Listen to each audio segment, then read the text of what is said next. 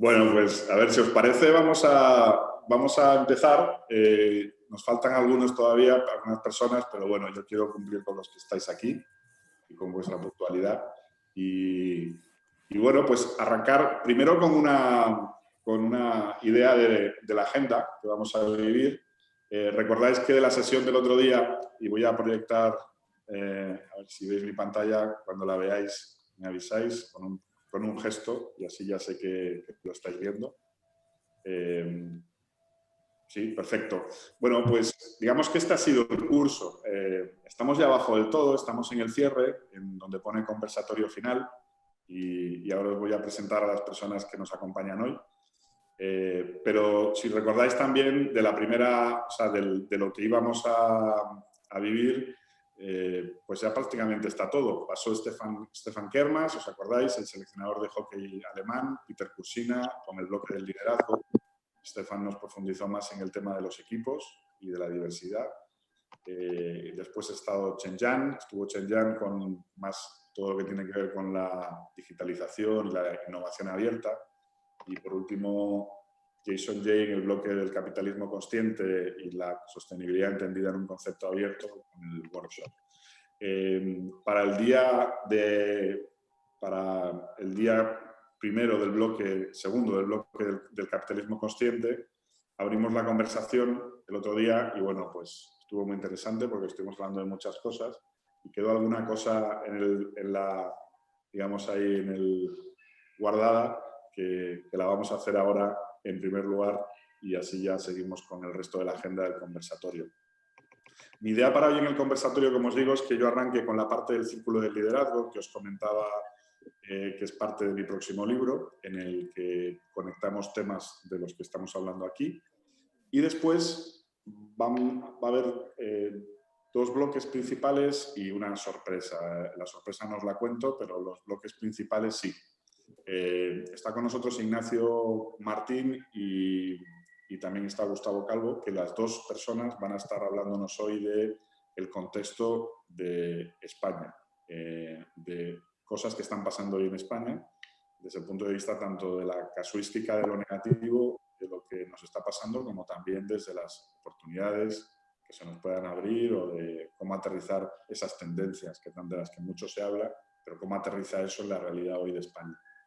Y yo creo que, desde luego, a partir de ahí y durante, porque siempre podéis intervenir y pararnos y preguntar, pues la idea es que podáis también conversar sobre esto, preguntar y aclarar dudas con nuestros ponentes, que además son muy expertos en los temas de los que vamos a hablar. De manera que si no hay otra pregunta, si la hay adelante, si no hay otra pregunta pasamos al siguiente bloque. A ver, un segundo, si consigo manejar esto. Sí. ¿Alguna pregunta, Luis, o alguno de vosotros? ¿Alguna duda, alguna cosa que quedara pendiente del otro día?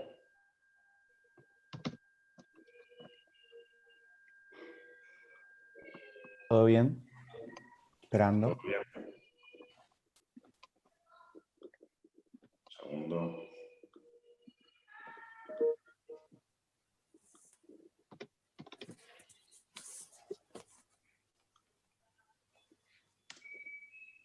A ver si ahora esto me deja. Adelante.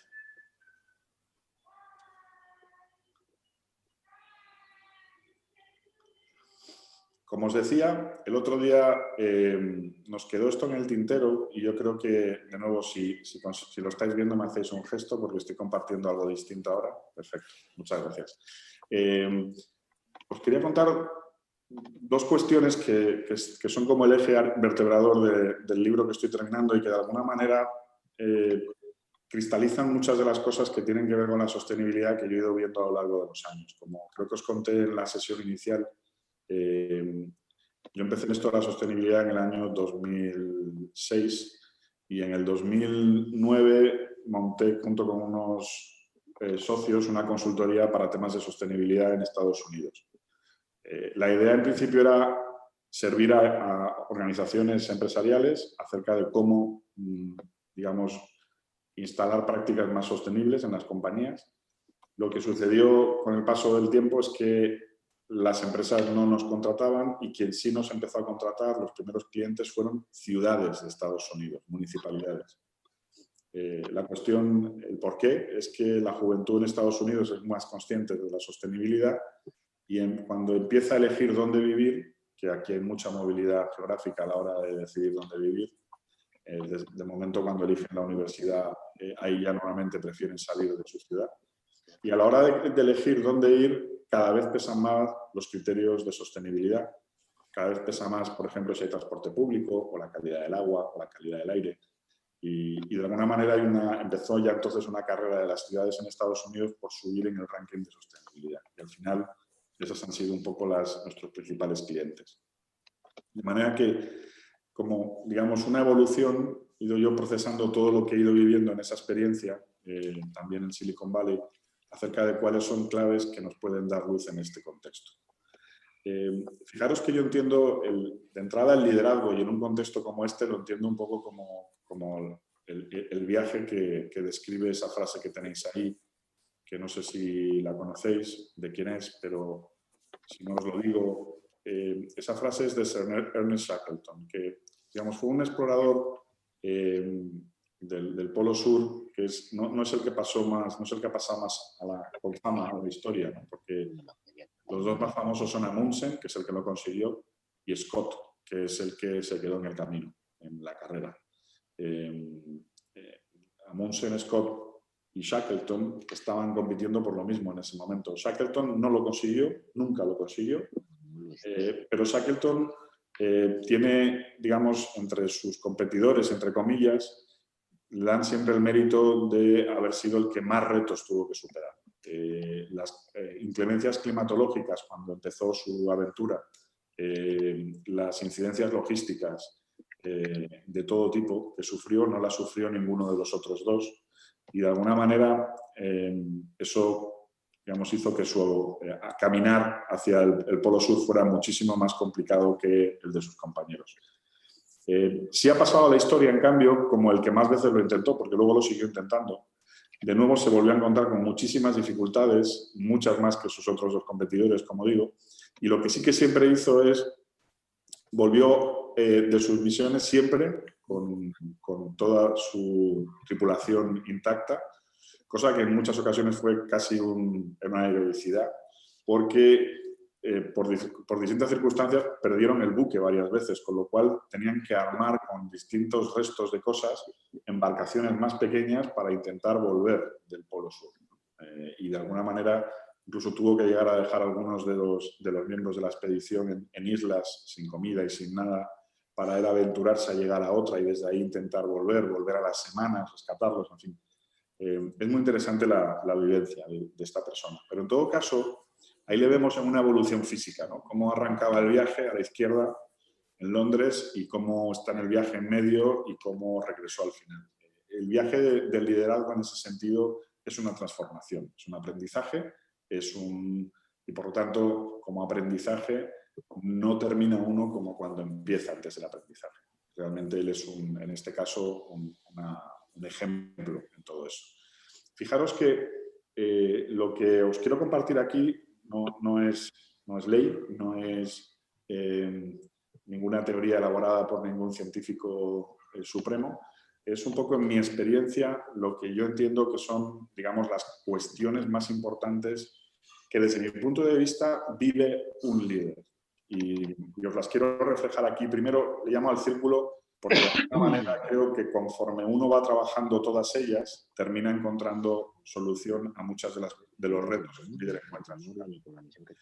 Muchos de los títulos son provocadores. Protagonista, siento que la primera cuestión que un líder tiene que sentir es qué pasa a ser protagonista y que debe ser protagonista de lo que vive. Protagonista, por opuesto, a víctima.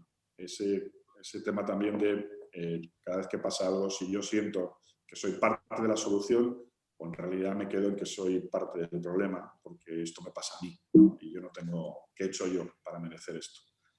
Creo que un líder tiene que tener el concepto de grandeza en su caminar permanentemente. Creo que el concepto de honor, que desafío toda digamos, toda la enseñanza de negocios actual que va más por un camino, aquí dirían valores, dirían otras cuestiones, ¿no? Dirían moral, a lo mejor incluso, según quién. Por aquí lo que trato de definir es todo aquello que, desde el punto de vista de las motivaciones y desde el punto de vista de lo que mueve a un líder, esté en el marco de cosas que antiguamente, hace muchos siglos, se marcaban más en el campo del honor. Creo que un líder tiene que ser fuerte, y entraré más en detalle en eso. Creo que tiene que ser libre. También entraré ahora un poco en detalle en por qué libre. Libre de muchas cosas. Libre filosóficamente, libre académicamente, libre incluso económicamente.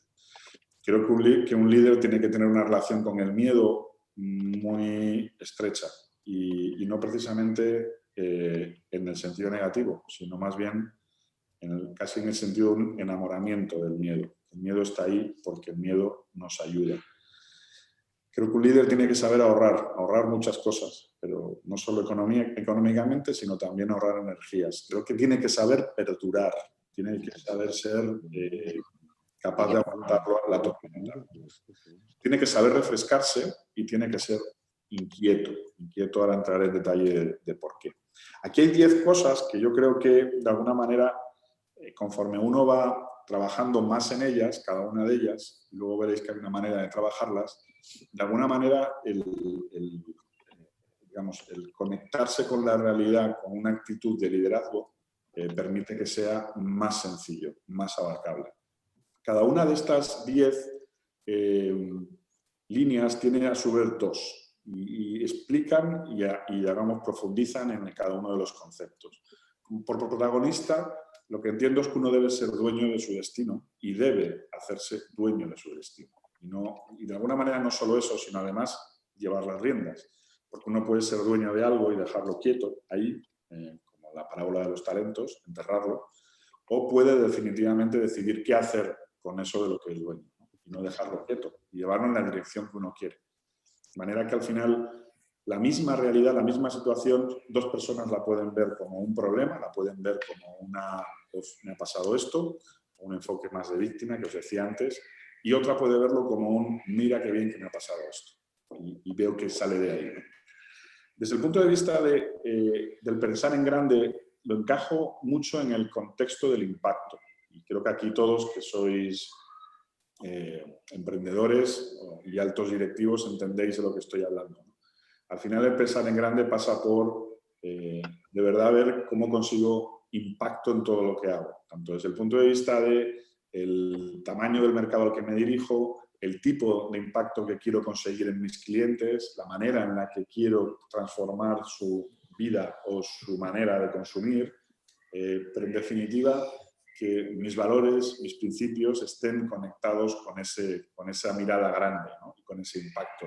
Y sin duda con una vocación profunda de servicio. Desde el punto de vista del honor me estoy refiriendo, y digo que soy provocador al utilizar el término por antiguo, por abandonado, casi ya queda en el ámbito de lo poético o en el ámbito de lo militar, pero incluso en el ámbito de lo militar queda como en lo antiguo. Tiene que ver con todo eso que hace que uno al final se guíe por lo que son sus motivaciones y sus principios en la vida. Aquello que al final el sentido común termina por decir que es correcto o que no es correcto. En mi caminar en el mundo de la empresa he podido vivir situaciones donde pues me han invitado a entrar en corrupciones de toda índole y no solamente en esas situaciones nos encontramos ante dilemas de este tipo, pero sí también es uno de esos momentos donde uno puede tomar una decisión de ir a un camino o en otro. Y lo que sí he comprobado es que en general los líderes que toman ese camino, que es el correcto en general, que en inglés se dice the right thing, hacer lo correcto, en general es contagioso, en general es sexy para el que lo ve y desde luego permite que otros se sientan inspirados por ello. Lo también esencial desde este punto de vista es cuando uno se equivoca, saber sacar el pie y saber encaminar en otra dirección sus pasos sabiendo que ha cometido un error y que de alguna manera, pues, si puede, lo debe subsanar.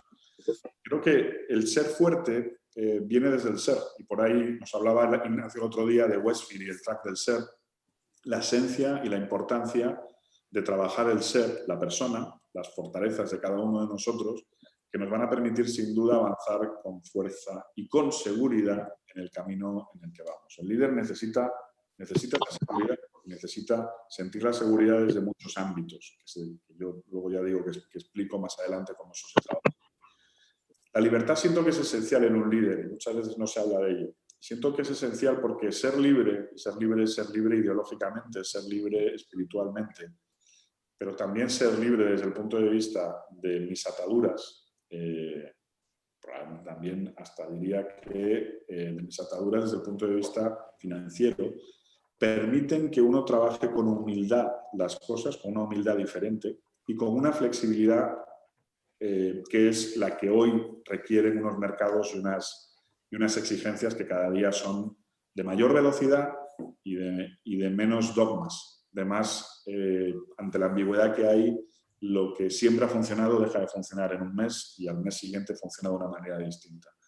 Solamente si estamos con una actitud humilde ante lo que eso supone y que no me lo sé todo y que tengo que ir replanteándome muchos de mis paradigmas continuamente, creo que un líder consigue ser libre y, por lo tanto, adaptarse a una realidad muy cambiante. En el miedo siento que está ahí, creo que es vital, que es necesario y creo que es magnífico. Creo que el miedo nos mantiene despiertos. Creo que hay que tener una relación bonita con el miedo, porque además el miedo generalmente está vinculado al fracaso y realmente, contradictoriamente a lo que es un ser humano que aprende a base de caerse, yo lo veo en mi hijo ahora de 2 años, cuando empezaba a caminar este año, hace pocos meses, cómo era caerse, pero al momento se volvía a levantar.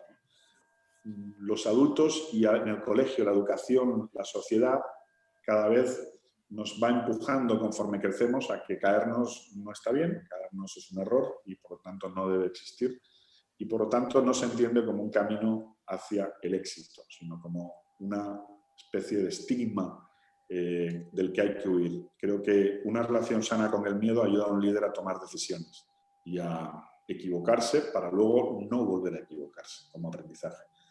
Creo que un líder tiene que saber ahorrar, pero tiene que saber ahorrar energía, lo primero, porque un líder se enfrenta a lo imprevisto todo el tiempo. Entonces, si estoy cansado, si estoy agobiado, si tengo 25 préstamos que cubrir dentro de 2 días, obviamente voy a ser menos capaz de reaccionar ante lo imprevisto y desde luego también voy a ser menos capaz de ser generoso. Creo que un líder tiene que ser capaz de poder ser generoso siempre, siempre. Generoso con su tiempo, generoso con su actividad, generoso con el entorno en el que se gestiona y se maneja. Respecto al perdurar, entiendo que hay que tener una relación muy especial con el dolor, ¿no? Y con cómo asumir las cosas que son negativas. Y esto lo conecto mucho con la Escuela de Liderazgo de Harvard, de Heifetz, en torno a la diferenciación entre lo que son los retos técnicos y los adaptativos. Lo resumo para que entendáis lo que me refiero. Esa escuela lo que viene a decir es que en cualquier contexto empresarial tenemos retos que son puramente técnicos, que resuelve un técnico, y ese puede ser mi director de finanzas, dependiendo del reto, o mi director de ingeniería, dependiendo de si el reto es el producto, o si es un reto de logística. Pero siempre hay muchos más retos en una compañía que son en el ámbito de lo adaptativo, en el ámbito de las dinámicas humanas. ¿Cómo lo define perfectamente Heifetz esta diferenciación? Dice, sí, yo tengo un problema en el corazón, hay una manera de solucionarlo desde el lado técnico, que es llamar a un cirujano que entre en mi corazón, lo arregle y cierre y me voy a casa. Lo que Heifetz define como técnico es eso, y como adaptativo es lo que yo tengo que hacer a partir de que llego a casa. Porque obviamente si yo sigo comiendo de la misma manera, o si sigo sin hacer ejercicio de la misma manera, probablemente el problema que he tenido va a volver a requerir de un técnico más pronto que tarde. De manera que el reto adaptativo está en que yo cambie mi dieta, cambie mis hábitos, cambie mi actitud, viva con menos estrés, etc. Y esa magnitud, ese reto, es de una magnitud muy superior al técnico. El técnico al final viene, abre, soluciona y cierra. Pero la adaptación que yo tengo que someterme para conseguir que eso no vuelva a suceder es de una complejidad infinitamente superior, que en una organización empresarial se multiplica exponencialmente por la interacción entre las personas. De manera que Heifetz viene a decir que efectivamente de los retos que enfrentan las organizaciones, un 95% son adaptativos y no técnicos. Bien, por aquí pienso que va un camino para que el líder pueda perdurar, para que el líder pueda encajar mejor esas situaciones negativas que se va enfrentando. Creo que el líder necesita refrescarse y para ello hace falta serenidad y buscar la manera. En el libro profundizo más en eso. Creo que el sentido del humor, y hablábamos de eso, Gustavo, el otro día, es esencial y yo le agradezco a mi padre gaditano en la vida que eso me lo haya dado. Creo que ante todo lo que pasa, e incluso lo que está pasando ahora, esto es esencial. Y creo que el líder debe ser inquieto. El MILMEC es digamos, un modelo de innovación que está en otro libro mío, que tiene que ver con cómo innovar en contextos en los que tiene que ver más con el día a día. O sea, es una innovación que no tiene que ver con el científico del laboratorio que me va a dar el producto ideal, sino con cómo en el día a día de las organizaciones poder innovar de una manera cíclica y progresiva. En este contexto, pienso que, y ahora voy a dejar ya que me paréis y me preguntéis, pienso que cada vez, cuanto más mejoramos cada una de estas cuestiones o las trabajamos, más impacto conseguimos en el contexto en el que estamos como líderes. Cada una de esas 10 retos del líder se manifiesta en diferentes tareas que puede ir haciendo el líder. Y en el libro van a venir reflejadas, aquí tenéis solamente un boceto, pero van a venir qué cosas se pueden hacer desde el día a día, o cada semana, cada mes, o cada año, cómo hacer con cada una de esas cosas para ir, de alguna manera, mejorándolas. Y termino con, digamos, este círculo de liderazgo mismo que os he enseñado, está en el centro de este gráfico con esas pelotitas que van subiendo hacia la derecha. Y lo que ejemplifican esas pelotitas es que conforme van ampliándose de tamaño, digamos que es conforme más hemos trabajado cada una de las cuestiones que he comentado anteriormente. Lo interesante de este círculo tiene que ver con lo que hemos venido haciendo en el programa, es que conforme más vamos hacia la derecha, más estamos pudiendo conectar con las personas. Conforme más vamos hacia arriba, más estamos conectando con el entorno, con el contexto, con el entorno en el que estamos. Fijaros que cuanto más vamos a la derecha, más se agranda ese círculo de liderazgo, mayor empatía tenemos con las personas, más vemos en las personas y de las personas alrededor y por lo tanto también más nos convertimos en referencia para ellos.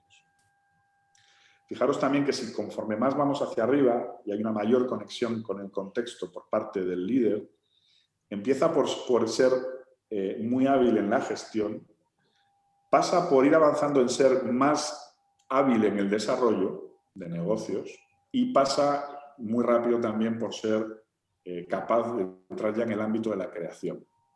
De manera que esos son como los estadios, de alguna manera, de la evolución en ese sentido. Pero esto es una decisión de cada líder, porque cuanto más vamos a la derecha, más responsabilidad tenemos por la conexión con las personas, y cuanto más vamos hacia arriba, ojo, más riesgo tenemos.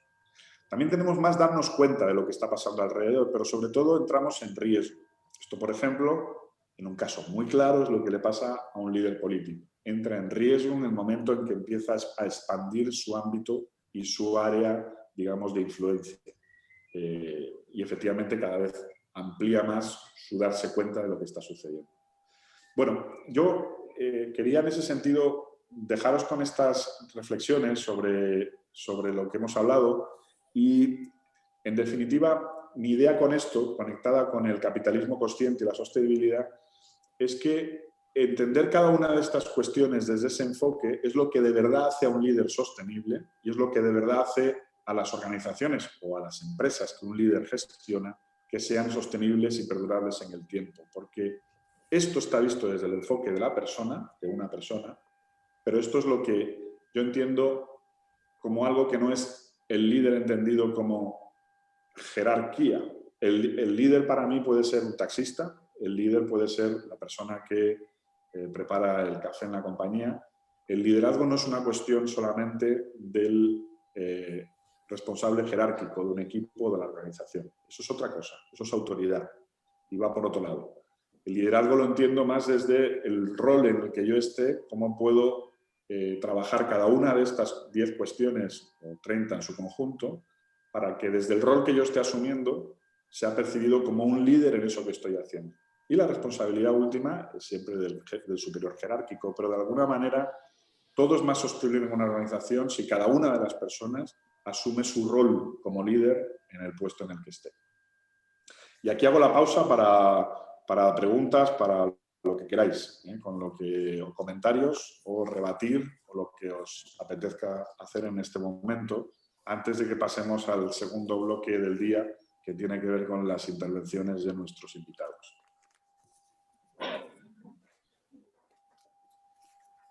Rafa, si quieres voy yo. Realmente, lo que has presentado aquí en una sola slide, esto es un proyecto de vida, no es un proyecto de líder desde el punto de vista empresarial solo, es casi desde el punto de vista personal, ¿no? Cada una de las cajitas que pones y de los aspectos que pones es una línea que puede llevar muchos años de desarrollar, ¿no? Y lo enlazo con lo que decíais, con lo que comentabais el otro día, que yo creo, yo soy muy fan de Stephen Covey, que entiendo que conocéis, y para mí el libro, el de los 7 hábitos, para mí es un libro que me gusta releer de vez en cuando porque no me ayuda a ser mejor profesional, me ayuda a ser mejor persona, ¿no? Y hay una corriente en la que entiendo que estáis lógicamente vosotros, que es que no puedes ser buen líder si no eres buena persona, ¿no? Lo cierto es que te encuentras en organizaciones gente con éxito que no cumple estos criterios, ¿no? Y las organizaciones no se protegen.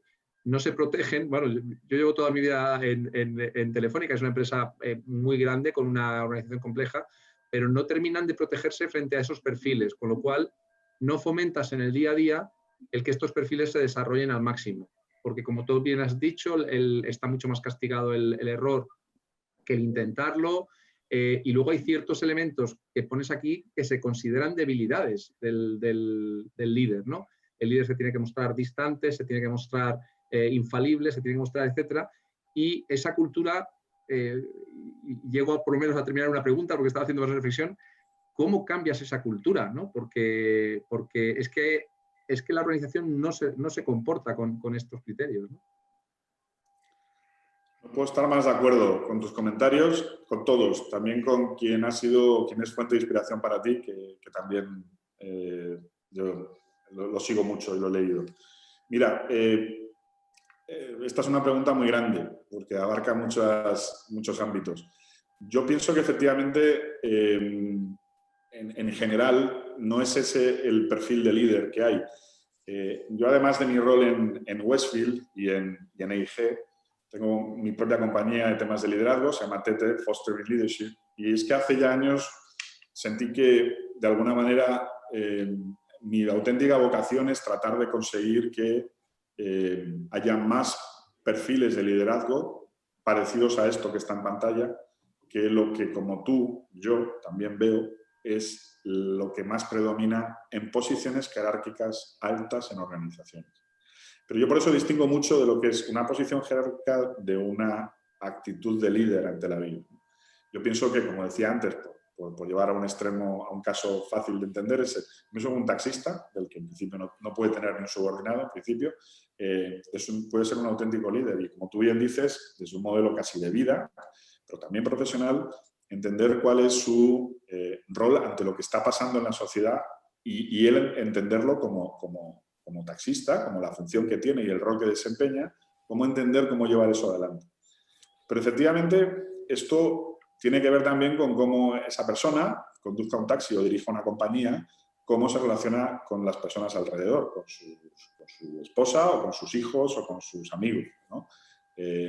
Y creo que efectivamente esto, digamos, supera la parte más, digamos, empresarial o de gestión y entra más también, desde luego, en el ámbito de lo personal, sin duda. Sin duda, porque si tú, en ese otro gráfico anterior que yo mostraba, si expandes tu impacto alrededor, también está sucediendo con la familia. Y a lo mejor, de repente, un hermano tuyo que siempre te ha visto como que eres el que asume X rol en la familia, y ese rol en la familia muchas veces nos lo dan y otras veces lo tomamos nosotros, pero muchas veces nos viene dado. Yo soy siempre el que cuenta los chistes en Nochebuena, por ejemplo, no lo sé, A pesar de que no me sé nunca ningún chiste y mis amigos no me conocen contando chistes, pero en casa soy el que cuenta chistes en Nochebuena, por decir algo, ¿no?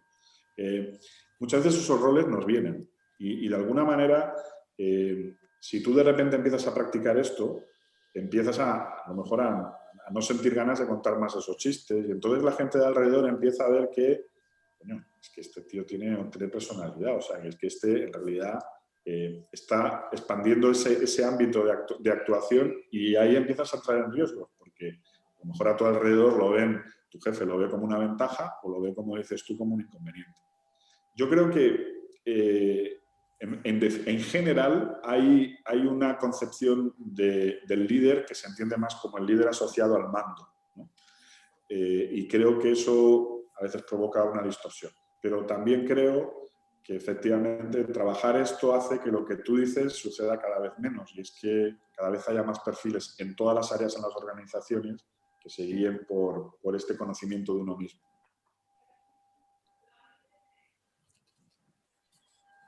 Yo creo, y así os lo digo, o sea, en todos los roles empresariales que he tenido, por ejemplo, has puesto ejemplo, ¿no? Yo he fomentado el fracaso, o sea, he fomentado que la gente se equivoque. Y esto luego te toca hablar con el consejo de administración o te toca hablar con la gente de arriba para decir, no pasa nada, está bien. O sea, es que yo les dije que se equivocaran. Yo les dije que podían tener derecho a meter la pata en esto. También hay que gestionar eso, hay que saber equivocarse con cosas pequeñas, no equivocarse con cosas grandes, hay que saber sacar aprendizaje de ese fracaso. Pero desde luego, si viene gente de tu equipo a la que le estás pidiendo ideas y no admites nunca ninguna, es fácil que no te vuelva a venir ninguna. Si eres capaz de asumir esas ideas, aunque a veces pienses que no son las correctas, tienes que saber elegir cuáles, pero desde luego que sientan que están en un marco en el que se pueden equivocar. Yo creo que eso al final requiere de una capacidad del líder de ser capaz de tomar esas decisiones aun a riesgo de su propia credibilidad. Que apostar en el corto plazo a que eso no le va a dañar, pero que le va a traer beneficios en el futuro, porque sin duda ese equipo va a aprender en el camino.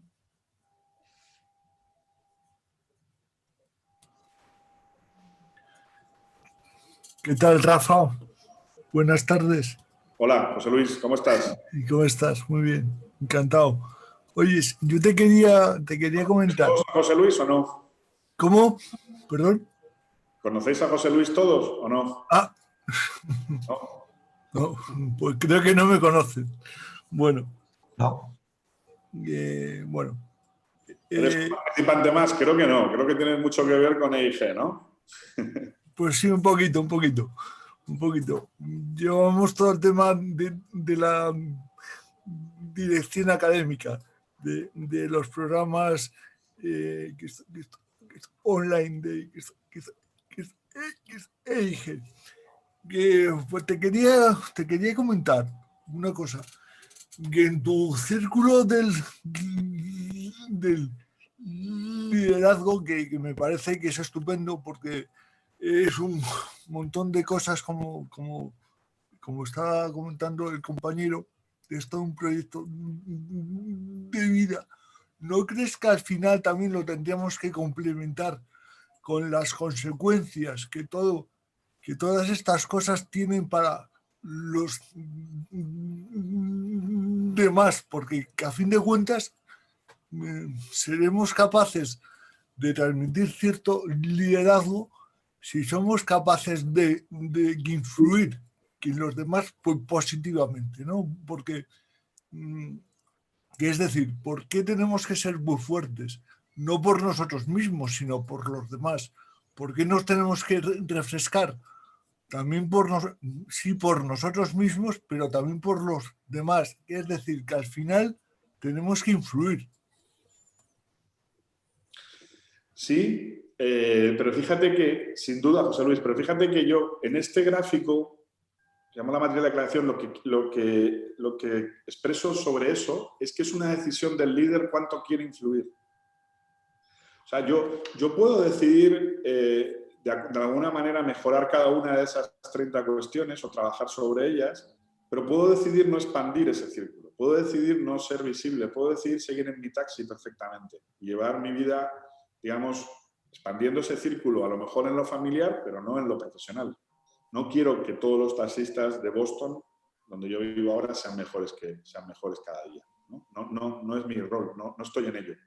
Digamos que ahí es donde un líder tiene que saber que si empieza a trabajar en esa línea que dices tú, es donde empieza a entrar en ámbitos de influencia mayores, probablemente de gestión en una compañía o probablemente como líder sindical de los taxistas, no lo sé.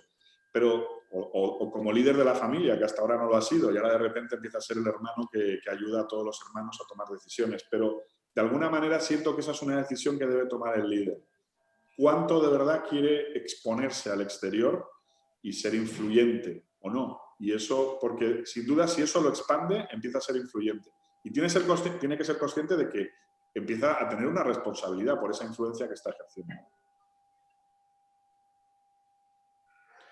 Bueno, quería dejaros un poco con esta visión, que es una más de las que podéis haber visto. El siguiente libro va por lo siguiente, y es el tema de cómo conecta esto, porque esto es una persona, cómo conecta esto con diferentes personas. Cómo es de verdad armar equipos, y armar equipos que funcionen. Y cómo es que un equipo saber pronto cuando no va a funcionar nunca, y saberlo muy pronto. Eso es lo siguiente, estoy trabajando en ello y en la próxima que nos veamos os lo cuento. Quiero, de todas maneras vamos a poder seguir comentando, quiero dar paso a las siguientes personas que están hoy con nosotros. Quiero arrancar con Gustavo Calvo, que es profesor en Westfield, consultor, persona expertísima en el ámbito de las finanzas y persona que también nos puede contar un poco su visión de cómo ve el mundo de la empresa hoy en España, con el innombrable Gustavo, y cómo ve el panorama. Después de Gustavo arrancará Ignacio y empezamos primero con Gustavo. Gustavo, es un honor y un gusto tenerte aquí. Muchas gracias. Muchísimas gracias, Rafa, por tan amable presentación. Y no sé si merecida, pero espero estar a la altura de lo que has dicho, ¿no? Bueno, pues yo creo que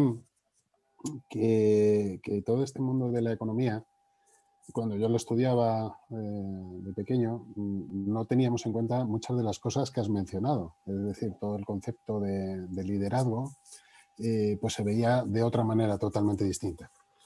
Y yo en aquella época estudiaba lo de los ciclos económicos, que había ciclos de bonanza y ciclos de crisis. Y en aquella época, pues claro, lo veías desde una perspectiva de, bueno, ya esto está en los libros, ya lo veremos, ¿no? Ya se verá. Llevo ya 3 crisis ejerciendo puestos directivos y la del 92-93 fue la primera, la del 2008-2014 la segunda y ahora tenemos otra crisis entre manos que es totalmente diferente a las anteriores y si hay algo que tengo que decir es que se sale si hay liderazgos. ¿No? Me ha gustado mucho la introducción y voy a volver sobre ella porque quizá es uno de los hilos conductores que he podido ver, que son los que hacen que una empresa o un país en un determinado momento pues salgan adelante en circunstancias que pueden ser muy adversas, ¿no? El caso que ponías de la exploración del Polo Sur pues puede ser un ejemplo también muy fuerte, ¿no?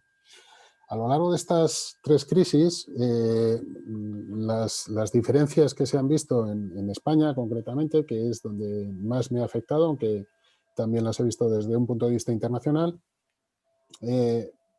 son muy diferentes porque las empresas han sido muy diferentes a lo largo de ese tiempo.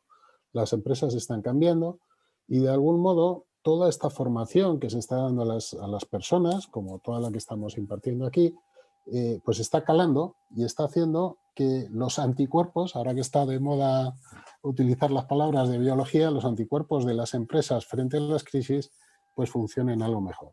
Y también hay medicamentos, hay vacunas que se están aprendiendo a utilizar cada vez mejor.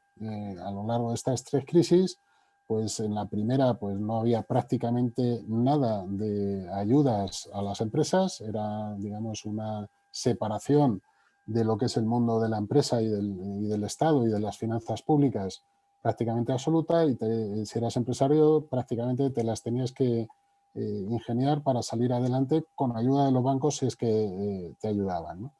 En la segunda fallaron los bancos y entonces las empresas tuvieron que buscar otras formas de salir adelante, muchas no salieron adelante, pero empezó a verse la necesidad de si no estaban los bancos, que hubiera alguien, ¿no? Que estuviera el Estado aportando algún tipo de apoyo.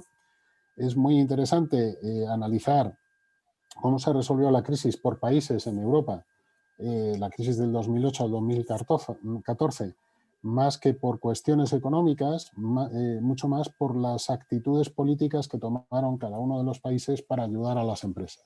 Y las empresas tomaron nota de esas circunstancias y vieron también cuáles eran las que fracasaban y se generaron esos anticuerpos. Una de las cosas que pasó en la siguiente crisis, la segunda, es que las empresas ya sabían más, pero se habían dejado llevar por temas muy psicológicos, que es el apalancamiento financiero. Vamos a endeudarnos, vamos a por dinero que voy a ganar con el dinero de otros y ya les pagaré cuando yo lo haya ganado, y de repente se corta ese flujo de ganancias y me quedo con una deuda. Entonces, al no haber bancos que te volvieran a refinanciar esas deudas, pues te encontrabas en que no podías pagar y se producía el desastre.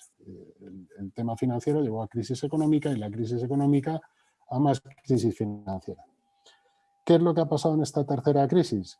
Que estábamos saliendo de la anterior y de hecho estábamos ya poquito a poco entrando en una recesión, es decir, los crecimientos cada vez eran menores y de repente se ha producido un efecto de los que se suele decir que tienen poca probabilidad, pero tienen mucho impacto. Era poco probable que hubiera una pandemia, aunque ya se estaba anunciando que había esa posibilidad, pero la probabilidad todavía era relativamente baja.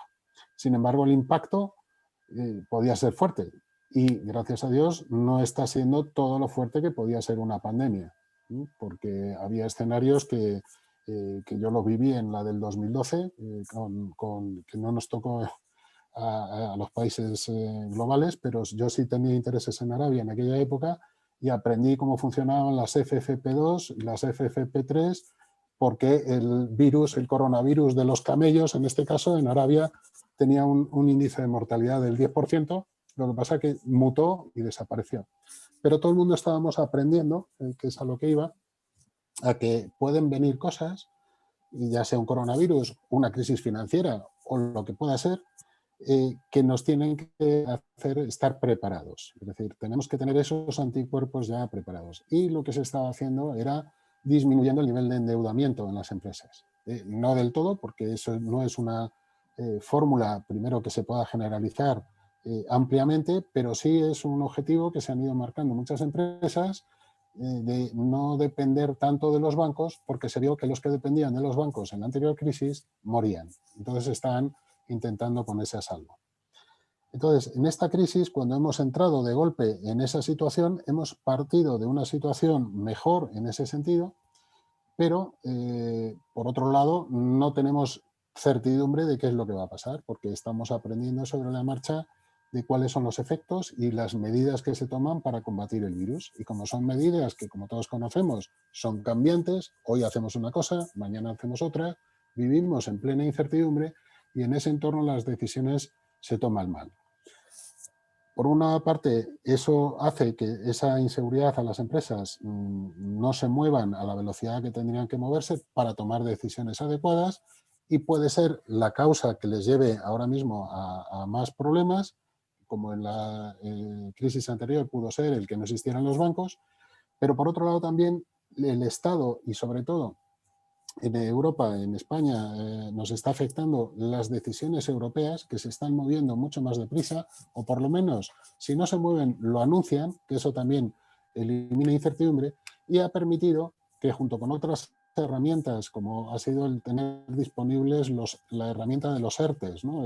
Para atender circunstancias como esta, que permiten amortiguar el impacto y no tomar decisiones quirúrgicas drásticas que no tienen marcha atrás, sino demorarlas en el tiempo, pues nos está permitiendo aguantar un poco el tirón, con la caída de PIB que estamos teniendo, que está siendo fuerte, pero que se explica muy bien en el caso español, pues porque nuestro PIB aproximadamente es un 15% de turismo y un 12% de comercio. Y ese 12% de comercio está muy influenciado porque por España pasan 50 y tantos millones de turistas o de personas que vienen a España a lo largo del año, compran algo, ¿no? Entonces, si tenemos un 27% de nuestro PIB en una situación como esta, pues es lógico que todo eso tensione y genere mucho problema, ¿no? Pero la ventaja es que se está anunciando que puede haber soluciones y se han puesto en práctica. De hecho, el hecho que se hayan puesto, por ejemplo, los ICOs, los préstamos ICOs con el aval del Estado, que los bancos hayan prestado rápidamente dinero a las empresas, pues está amortiguando. Todo esto funciona bien si no dura demasiado. Si conseguimos que esto, digamos, no se alargue demasiado en el tiempo, ni la incertidumbre, ni la situación de medidas cautelares que coartan, digamos, el turismo y el comercio, pues mi opinión es que habremos pasado otra crisis, habremos aprendido otra cosa más y saldremos en ese sentido más preparados para la siguiente. Si esto se alarga mucho, pues veremos como muchas empresas no lo conseguirán porque no van a tener suficiente, como digo a mis alumnos, ¿no?, en la parte de análisis financiero, no van a tener suficiente fondo de maniobra para tener margen de maniobra y reaccionar ante lo que está viniendo, ¿no? Entonces, bueno, mi perspectiva no es demasiado negativa, digamos, es optimista hasta un cierto grado, pero esto no tiene que durar mucho. El tener la luz al final del túnel de unas posibles vacunas, primero, eleva la moral, ¿no?, que eso también ayuda mucho para la toma de decisiones, y segundo, pues nos acorta el periodo de incertidumbre en el que las empresas paralizan todas sus decisiones y hacen que se mueva la maquinaria del dinero, ¿no?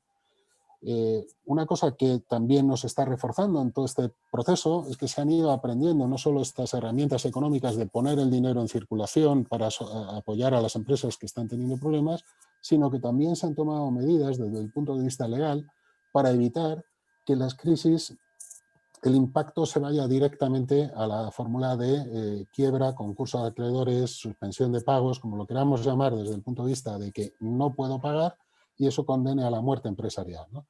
Entonces, eso también ha ayudado el que, por ejemplo, se hayan demorado todas las obligaciones de los administradores que responden, si no lo hacen, con todo su patrimonio presente y futuro de las deudas de la sociedad, y esto es algo que la mayoría de la gente no es consciente cuando acepta el cargo de consejero o es administrador de una sociedad. Bueno, pues se han demorado esas obligaciones primero hasta el 31 de diciembre, desde marzo, es decir, se libraban del tiempo máximo de 2 meses a tener que decir que su empresa no iba a poder pagar para no entrar en esa responsabilidad personal, primero hasta el 31 de diciembre, como decía, y ahora en una segunda fase se ha alargado hasta el 14 de marzo. Eso, vuelvo a decir, está ayudando a que nadie tome decisiones precipitadas y quirúrgicas y se quiten de en medio muchas más empresas, con lo que impactaría en el empleo.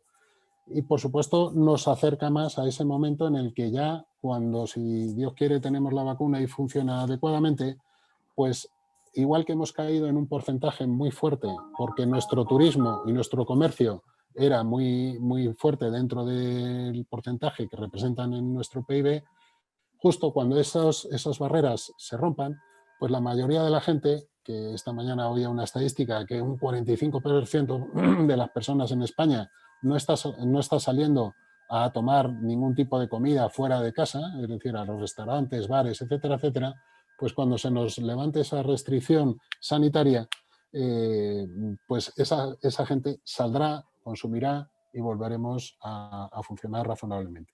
Lo importante es llegar el máximo número de personas vivas a cuando ocurra ese momento para que la recuperación se produzca más rápidamente, ¿no? Y bueno, esta es un poco la visión que tengo, ¿no? No es ni excesivamente optimista ni tampoco demasiado pesimista comparativamente con la situación, por ejemplo, de la crisis anterior, ¿no?, por todo lo que os he comentado. No sé, y me pongo a vuestra disposición por si queréis hacer alguna pregunta o que aclare algún tema que os haya sonado raro, ¿no?, de lo que haya dicho. Claro que sí, Gustavo, muchas gracias. No sé si hay preguntas o comentarios. De todas maneras, tenemos también un tiempo al final para preguntar a todos los ponentes y conversar con ellos. Muy bien. Pues muchas gracias, Gustavo. Vamos a pasar, si os parece, al siguiente ponente, a Ignacio Martín. Y de alguna manera quiero hacer una introducción sobre él también, y en el sentido de que tiene un perfil parecido a Gustavo, en el sentido de que tiene mucha experiencia empresarial como directivo en compañías en el ámbito comercial, de marketing y también de procesos. y del área, digamos, más tecnológica. Ha estado en muchas posiciones jerárquicas y todas ellas en el ámbito de la máxima dirección de las compañías en las que ha estado. Y ha estado también, como digo, tanto en ámbitos más de venta o de marketing como en ámbitos de gestión pura y de procesos y de tecnología. Y sus últimos años los está dedicando como consultor a trabajar para organizaciones pequeñas y medianas de distintos sectores, de sectores muy variados. Él también, además de esto, tiene una experiencia internacional bastante amplia y yo creo que lo que nos cuente de lo que está viendo de las tendencias que hay en el mundo ahora y de cómo eso puede aplicar al contexto español puede ser muy interesante. De manera que, Ignacio, es un placer que estés con nosotros aquí. Muchas gracias. Muchas gracias a ti, Rafa, por la presentación. Pues si queréis empezamos directamente porque, como decía un profesor mío en la facultad, ya que no hemos sido puntuales al entrar, seamos puntuales al salir, ¿no? Así que intentemos agilizar sin perder por ello el contenido de la presentación. Bueno, yo me estaba tomando un... Si empezamos por el final vamos a acabar muy rápido. Os decía, me estaba tomando un café antes porque yo creo que me ha afectado el segundo plato de fabada que me he comido hoy. Pero vamos, con las intervenciones de Rafa y de Gustavo, yo creo que me he conseguido despertar. Y eso que lo de los ciclos económicos, Gustavo, no lo he estudiado yo en la carrera, venía ya en la Biblia, ¿no? Lo de los 7 años de vacas flacas y 7 años de vacas gordas, ¿no? Vamos a empezar por algo muy básico, ¿no? Que es ver qué es lo que dicen los que saben de esto, ¿no? En ese sentido, yo empezaría por un informe que hay del Banco de España, muy reciente, es de finales de junio de este año, que dice que para abordar la crisis es necesario 5 o 6 cosas. La primera, abordar el envejecimiento de la población, mejorar la productividad, reducir la desigualdad y la precariedad laboral, garantizar la sostenibilidad de las finanzas públicas, y eso tiene mucho que ver con el sistema de pensiones, mantener una banca saneada e impulsar la transición a un sistema productivo que sea sostenible. Estaréis pensando, bueno, este tío nos va a contar un rollo otra vez que no hay cómo aplicarlo a nuestras empresas, ¿no? Porque eso no es algo que podamos manejar nosotros, ¿no? Desde mi punto de vista, aterrizando en cosas concretas de retos que tienen las empresas de hoy, o por lo menos con las que yo me relaciono, habría 5 o 6 que para mí son importantes. El primero es la adaptación a lo excepcional. Estamos viviendo una situación que ninguno habíamos tenido. El segundo, lo habréis oído alguna vez, es la digitalización y la tecnología. Se están produciendo además cambios importantes en las relaciones laborales. Hay otro reto básico que es la internacionalización. Se empieza a hablar cada vez más de la transición ecológica. Y bueno, como os ha hablado Gustavo, hay una parte muy importante en todo lo referido con la financiación y la tesorería. Vamos con el primero de ellos, con la adaptación a lo excepcional. Hay 2 viejos conceptos que son la dimensión y la capacidad instalada. Esto se estudiaba en la carrera en Economía de la Empresa. Os lo voy a intentar aterrizar en casos reales. Durante el confinamiento, cuando nos tuvimos que quedar en casa, muchas empresas sufrieron una caída en picado de sus pedidos. Esto era porque, como sus clientes estaban obligados a cerrar por las medidas sanitarias, pues no les podían pedir. Y ellos se encontraban con productos, en muchos casos perecederos, a los que no sabían cómo dar salida.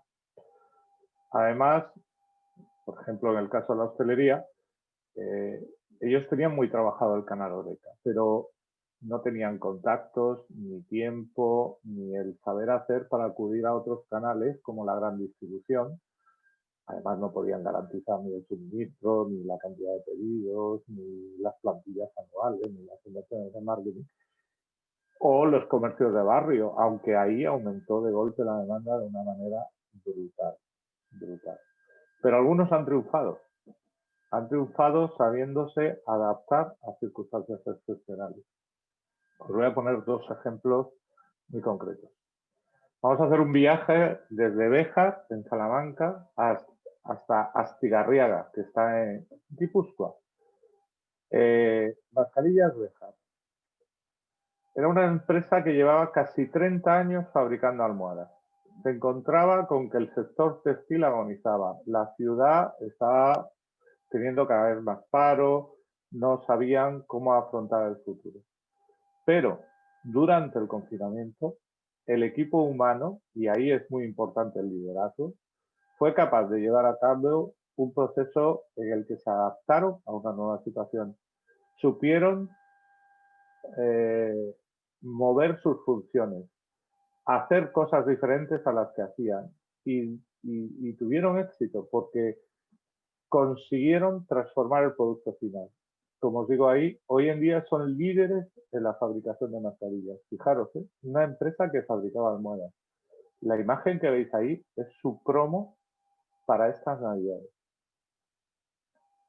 Otro ejemplo, muy diferente. Para mí, mucho más atractivo. Cárnicas Iruki. Es una empresa vasca que estaba especializada en servir productos cárnicos a sidrerías. Ese era su negocio y con eso les iba fantástico. El cierre les obliga a dar salida al stock como sea, porque si no se les estropea, imaginaros, ¿no? Tienes cortada la vaca en trocitos, a ver qué haces con ella, si la sidrería no te pide. Entonces optan por la venta directa, empiezan por WhatsApp, después un poquito por internet, y hoy en día yo solo compro carne a esta gente, porque me entregan en casa un paquetito con 10 kilos de chuletón a una calidad brutal. Bueno, podéis ver la foto y os aseguro que no es diferente a eso.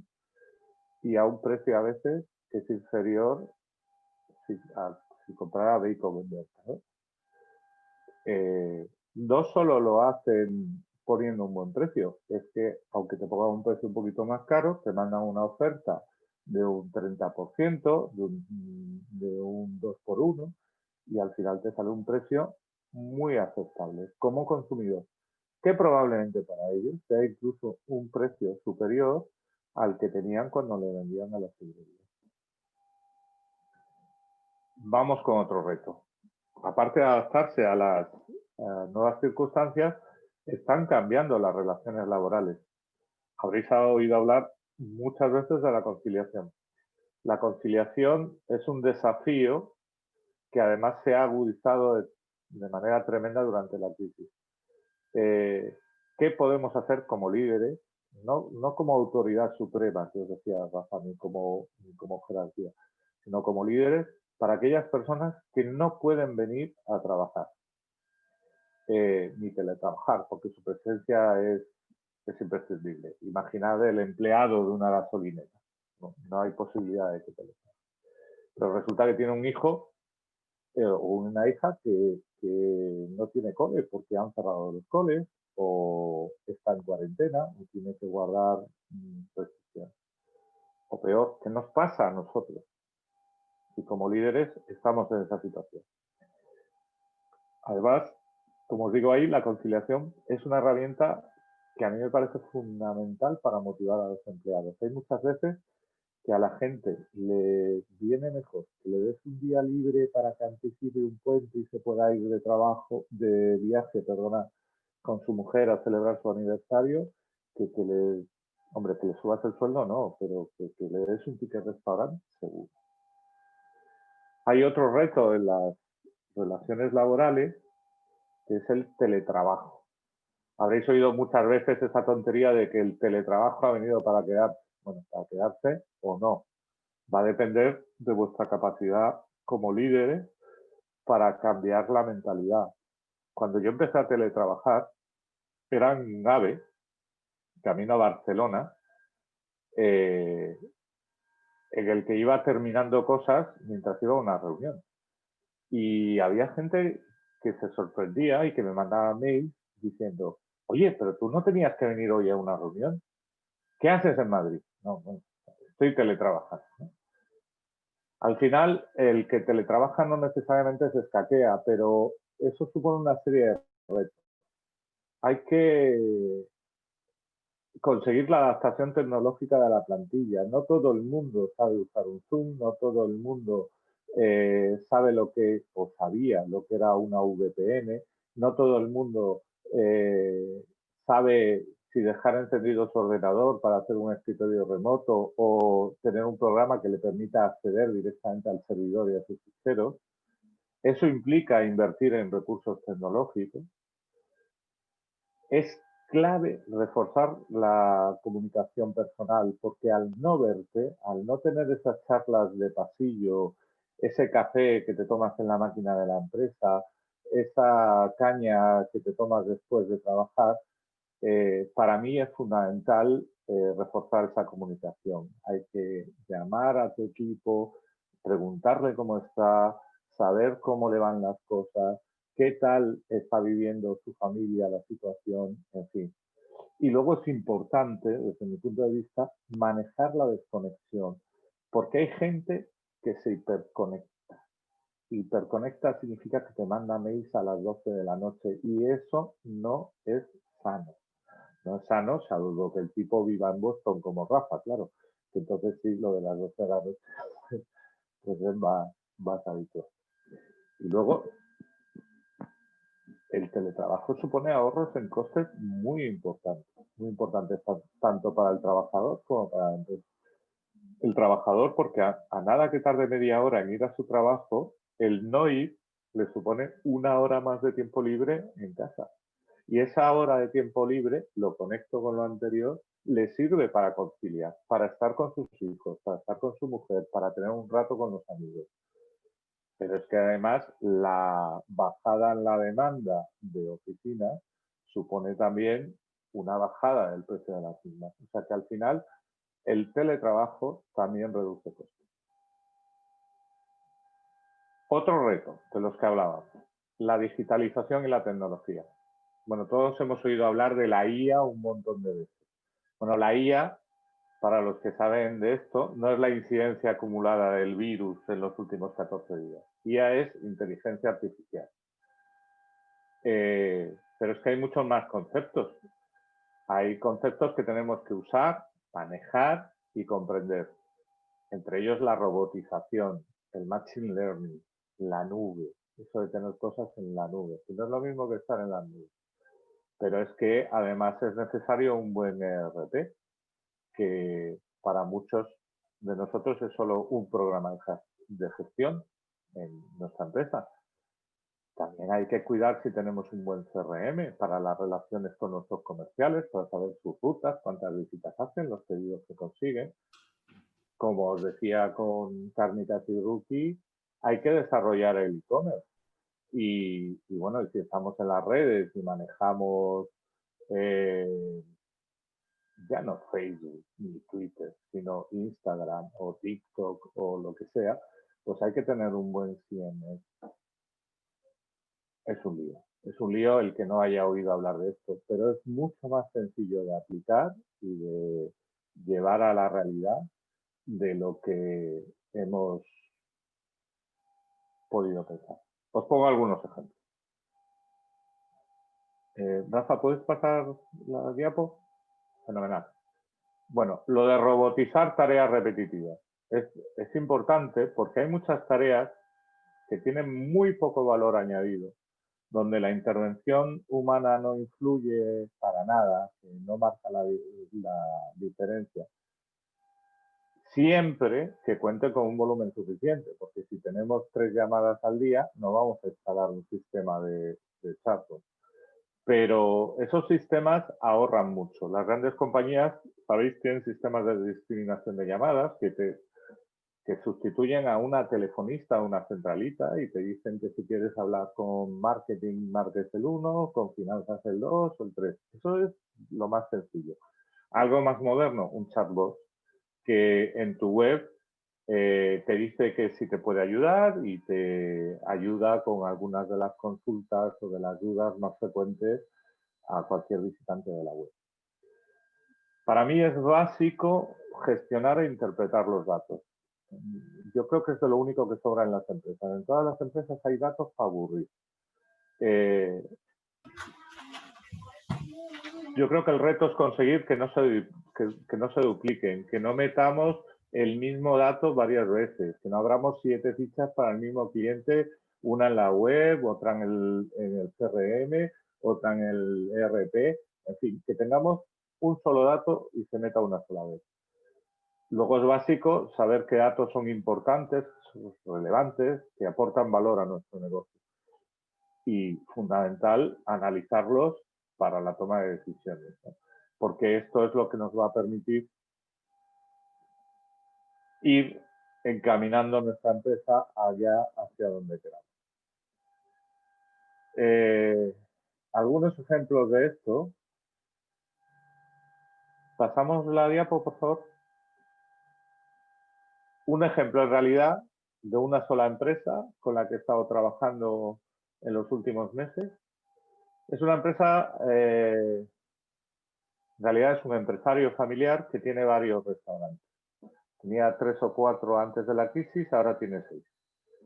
Y ha aprovechado la crisis para mejorar. El tiempo que estuvo cerrado, cerrado a cal y canto al principio del confinamiento, aprovechó para implantar y diseñar un nuevo sistema de escandallos de P&L por plato que le permitía conocer cada día en función de distintas variables como pueden ser los ingredientes, el precio de compra, las cantidades, las mermas, los extras que son necesarios.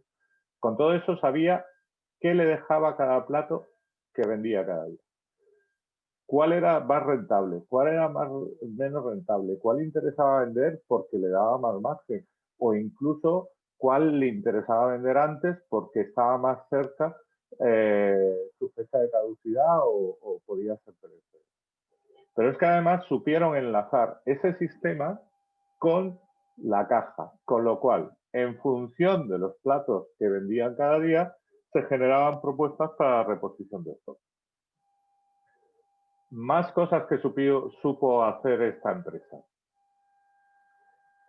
Todos vosotros habéis visto los famosos códigos BIDI que nos llevan directamente a una carta online.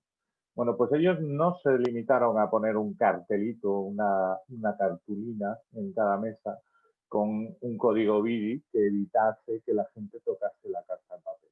Supieron dinamizar la carta. ¿Por qué? Porque el hecho de no tener una carta impresa les permitía incluir platos en su carta en la web cada día, en función de la temporada, de lo que encontrasen mejor en el mercado.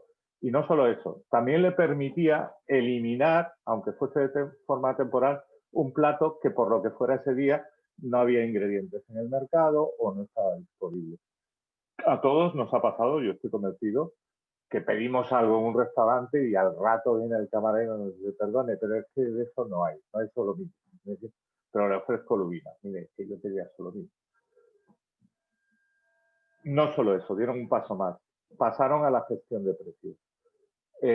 Todos nos hemos encontrado en una carta con un precio que en vez de estar en euros, está en una moneda que yo nunca he entendido cuál es, que es la SM. SM, como sabéis, significa según mercado. Pero yo cada vez que veo SM me suena clavada a que va a ser más caro o que me van a cobrar lo que quieran. ¿Cómo gestionan los precios en la carta está digitalmente? No existe SM. Cada día veo lo que cuesta la gamba roja de Garrucha, ¿no? Aunque cambie de precio.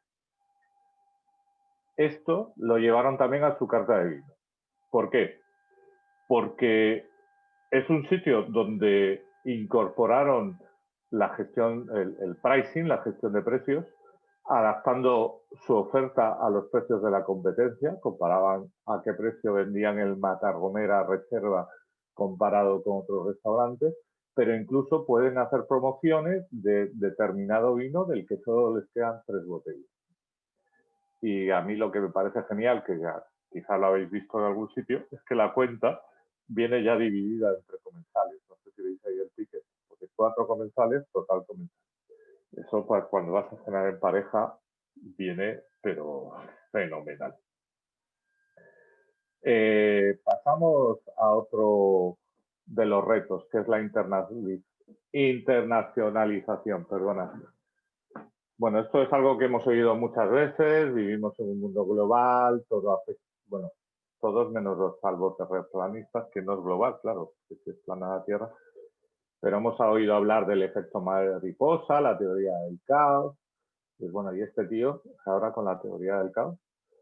Bueno, pues es que cualquier cosa que ocurre en otros lugares nos acaba afectando, ¿no? Bueno, el ejemplo de un chino comiéndose una sopa que no debía es bien bueno, ¿no? Y si tenemos 2 mundos, 2 planetas que sean exactamente iguales, pero en uno hay una cosa que no hay en otro, al final acabarán siendo mundos distintos. Por otro lado, cuando yo estudiaba, esto creo que ya no venía en la Biblia, el reto clásico para hacer crecer una empresa eran 3 fases, ¿no? El crear nuevos mercados para nuestros productos, el crear nuevos productos para nuestros mercados y finalmente ya el sumum era nuevos productos, nuevos mercados. ¿Qué pasa desde mi punto de vista con las empresas españolas? Pues que quizá esto, llevado a la práctica, os he puesto ejemplos, creo, bastante prácticos en los otros retos, no es tan fácil.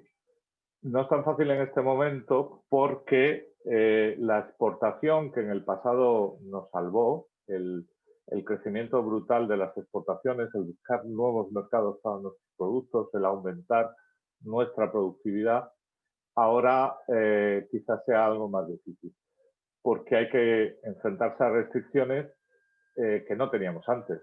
Restricciones de movilidad, porque hay países que no nos dejan entrar, hay problemas logísticos, ha caído la demanda exterior, la crisis económica no nos afecta solo a nosotros, sino a mucha más gente, ¿no?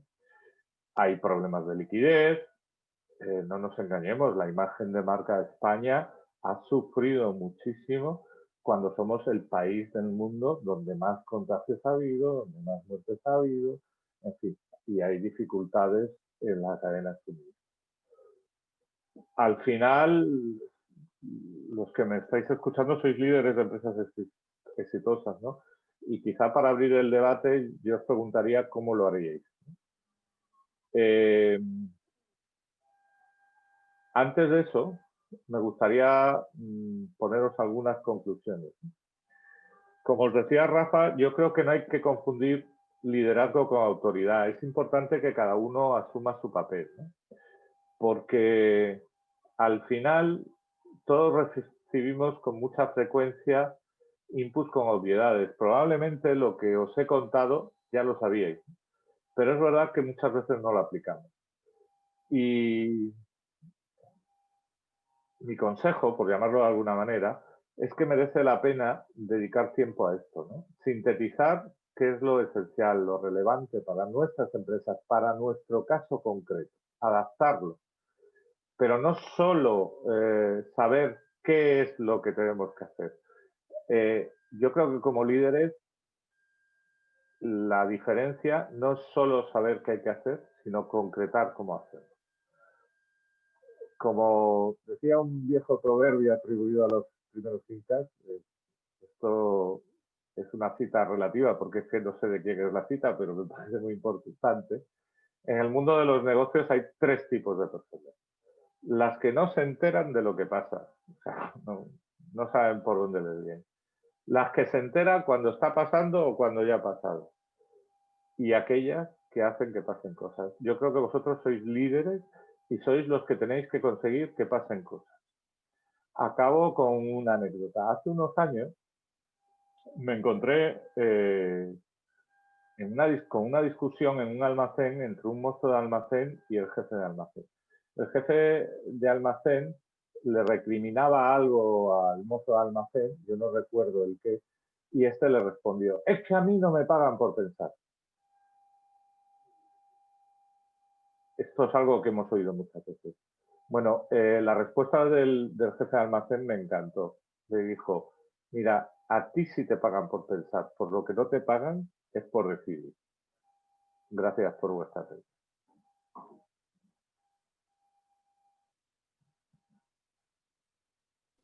Perdón, estaba en silencio. Muchas gracias, Ignacio. Un gusto tenerte aquí y ahora en la parte de preguntas podremos hacerte alguna pregunta o comentarte algo de lo que has expresado. Creo, Ignacio, y ahora hablo con Ignacio Maroto, que tenemos un invitado especial y me gustaría que nos ayudaras a presentarlo y a que entre en la conexión. Muchas gracias. Cómo no, muchas gracias, Rafa. Sí, efectivamente tenemos con nosotros a Juan Ramón Rayo. Juan Ramón es doctor en economía. Tenemos es gran comunicador en el área de la economía, seguramente lo habéis visto en programas de televisiones nacionales, y tenemos además el honor de que es profesor en Westfield. Así que, en fin, es un placer para mí el poder darle paso para que os pueda comentar un poco perspectivas sobre la economía española. Bueno, pues muchas gracias, Ignacio, por la invitación y es un placer, desde luego, acompañaros en estos próximos minutos. Bueno, para evaluar brevemente cuál es la situación ahora mismo de la economía española. Yo diría, creo que sin mucho riesgo de equivocarme, que ahora mismo la situación de la economía española es tan incierta como lo es la capacidad o la efectividad de las vacunas para proporcionar una inmunidad sostenida a la población española. ¿Por qué razón? Bueno, hasta que aparecieron las vacunas estábamos hablando de una recuperación en forma de K. ¿Por qué una recuperación en forma de K? Pues porque hay una parte de la economía española, que hay que decir que es la mayoría, que es capaz de operar, ha sido capaz de seguir operando, ha sido capaz de adaptarse a operar, incluso con el distanciamiento social que imponía el virus, para evitar nuevas olas de contagios masivas que pudiesen colapsar el sistema sanitario y que en todo caso colapsaban el funcionamiento de la propia sociedad y de la propia economía. Esa parte de la economía que sí ha sido capaz de adaptarse y de seguir funcionando, incluso conviviendo con el virus, básicamente ya en el tercer trimestre de este año había recuperado casi todo lo que perdió durante la pandemia. Tenemos sectores como la agricultura, por ejemplo, que produjeron más en el tercer trimestre del año 2020 que en el tercero de 2019, es decir, que han experimentado crecimiento económico. Tenemos sectores como el sector financiero, que también ha generado mayor valor añadido en el tercer trimestre del año que en el tercero de 2019. Tenemos otros como la industria, un sector, ya digo, con tanto peso y tan importante como la industria, que si bien se han contraído, la contracción es del 3,5% en el tercer trimestre 2020, lo cual, claro, en un año tan negativo, pues es una caída razonable, al menos comparada con lo otro, y que además tenía avisos de terminar revirtiendo completamente, ¿no? Porque son sectores donde o bien podemos consumir con distanciamiento social, las manufacturas pues las consumimos en casa y por tanto no hace falta que sea un consumo grupal, o bien la producción puede desarrollarse en condiciones también de suficiente distanciamiento social, en la industria, la agricultura, etcétera. Con lo cual, no hay por qué parar la producción ni tampoco hay por qué parar el consumo para contrarrestar la pandemia. ¿Qué pasa? Que hay una parte de la economía española que sigue sin levantar cabeza. Aunque haya remontado un poco, sigue sin levantar cabeza. Que es todo el sector de hostelería, restauración y comercio. El valor añadido, la actividad en estos sectores en el tercer trimestre del año todavía se había contraído más de un 20% con respecto al mismo periodo del año anterior. Y desde luego, si el virus sigue con nosotros, no podremos volver con la misma intensidad que antes, a restaurantes, bares, hoteles, agencias de viajes. Todo eso va a cambiar radicalmente porque habrá que mantener el distanciamiento social y son bienes de producción o de consumo social conjunto, y en esos contextos el virus es devastador. Con lo cual, claro, hasta la vacuna, hasta la perspectiva de vacuna, el panorama era un poco de una parte de la economía española se va a recuperar, va a seguir funcionando, la otra parte, no menor, estamos hablando de en torno al 15% de la economía española, se va a hundir de manera estructural y, por tanto, va a haber que reconvertirla en otros sectores que sí puedan operar en condiciones de mayor distanciamiento social para que básicamente no haya un paro estructural de esa parte de la economía. ¿Qué pasa? Que si la vacuna prospera durante los próximos meses, evidentemente podremos volver al contacto social que teníamos antes de la pandemia, quizá con algunas modificaciones, porque si hemos aprendido a relacionarnos también a distancia a través, por ejemplo, de un programa como este, pues a lo mejor ya no hay tanta necesidad de algunas actividades hacerlas con contacto vivo. Pero aún así podremos regresar pues, a salir a los bares, a restaurantes, a viajar en condiciones similares a las anteriores. Y eso salvará no quizá la propiedad de muchas empresas españolas en esos sectores que se pueden haber descapitalizado y que por tanto pueden requerir de una recapitalización y por tanto de la entrada de capital y de otros dueños distintos de los que tienen ahora, pero sí el modelo de negocio, el modelo básico de negocio. Y por eso digo que la perspectiva de la economía española para 2021, 2022, incluso 2023 es dependiente, bueno, he dicho de la vacuna, voy a matizar mi respuesta, es dependiente de una solución efectiva contra el virus. Parece ser que ahora mismo la solución con más probabilidad de triunfar es la vacuna, pero aún así, aunque la vacuna fracasara, hay otras luces de esperanza, o al menos hay otra luz de esperanza que creo que no hay que desdeñar, que son los test caseros. Los test caseros que acaba de aprobar la FDA en Estados Unidos, si la vacuna fracasa, también pueden ser un revulsivo total contra el virus. Ya hemos visto, por ejemplo, que en la Comunidad de Madrid los test de antígenos, que son test rápidos que proporcionan un resultado inmediato y que, por tanto, no exigen de la gente que esté encerrada 3 o 4 días hasta que le confirman si está contagiado o si no, y por tanto tiene un nivel de cumplimiento del confinamiento mucho más alto que los PCR, estos test de antígenos están dando un resultado muy bueno, mucho mejor del que muchos esperábamos, a la hora de contrarrestar la pandemia. ¿Por qué? Porque permiten un confinamiento individualizado, permiten detectar a aquellos que tienen el virus y en lugar de confinar indiscriminadamente a toda la economía, que es lo que se hizo en abril, porque no había probablemente otra forma en ese momento, se confina solo a los que están contagiados y con eso se rompen las cadenas de transmisión y se los detecta rápido y se los confina rápido. Los test caseros domésticos, en la medida en que sean baratos, el test que ha aprobado la FDA todavía cuesta $50, con lo cual todavía hay mucho camino para abaratarlo, pero en la medida en que sean rápidos, imaginemos que podamos hacernos un test cada vez que salimos de casa y que podamos saber rápidamente si estamos contagiados o no. Eso permitiría romper tremendamente las cadenas de transmisión y, por tanto, seguir estrategias similares a las que han seguido Nueva Zelanda, Australia, Taiwán, que son estrategias de erradicación interna del virus, que el virus desaparezca totalmente de nuestras sociedades, no convivir con el virus, no que el virus esté ahí latente y que en cualquier momento pueda volver a estallar en nuevas olas, sino que el virus desaparezca, pero sin necesidad de confinar toda la economía, que es lo que hicieron pues, Nueva Zelanda, Australia, Taiwán, Vietnam, sino con confinamientos selectivos. Entonces, esa es otra posibilidad que también nos permitiría algo, también nos aportaría algo de luz en el horizonte. Por tanto, creo que hay razones para ser optimistas, las vacunas o los test caseros que probablemente se abaraten mucho durante los próximos meses, pero aún así también razones para la cautela, porque si nada de esto funciona, hay un sector de la economía española que está muerto, eso se va a trasladar en una muy superior morosidad, muy superior a la actual para el sector financiero, es decir, habría incluso riesgo de una degeneración en crisis financiera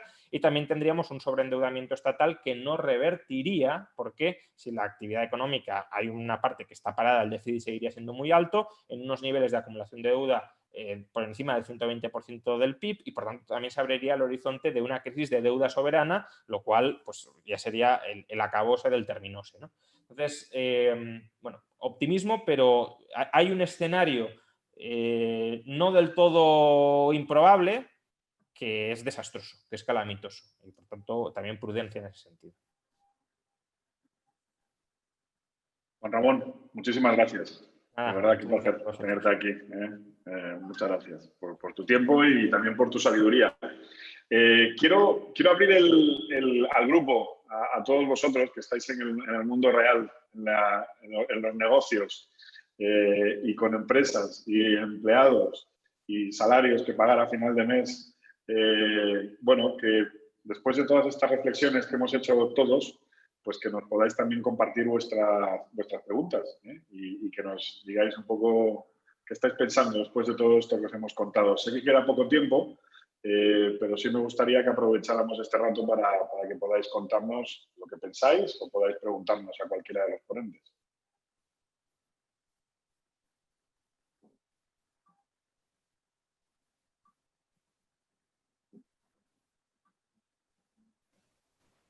Yo sí me gustaría hacer una reflexión, guión pregunta, al hilo un poco del speech de Ignacio, y es la siguiente, ¿no? Yo estoy observando que de un lado hay empresas en España que su velocidad para adaptarse está siendo fantástica, ¿no? Has puesto el ejemplo de esta empresa de mascarillas de Salamanca, pero observo que parten de una necesidad que viene del entorno, ¿no? de una amenaza en concreto, algo no controlable. De otro lado, también veo que hay empresas con una capacidad importante en ser flexible para pivotar, pero también que parten de escenarios no controlables. En este caso, una oportunidad. Utilizaré el ejemplo que has puesto de la empresa de chuletones con el tema de delivery, ¿no? Yo veo que en este tipo de situaciones, que es el día a día de la empresa en España, es decir, amoldarse a situaciones trabajando o estructurándose a partir de situaciones no controlables, bien sea amenaza o bien sea oportunidad, hay un riesgo, y es que si en un escenario temporal el que se defina y vinculado obviamente a la seguridad sanitaria, estará el riesgo de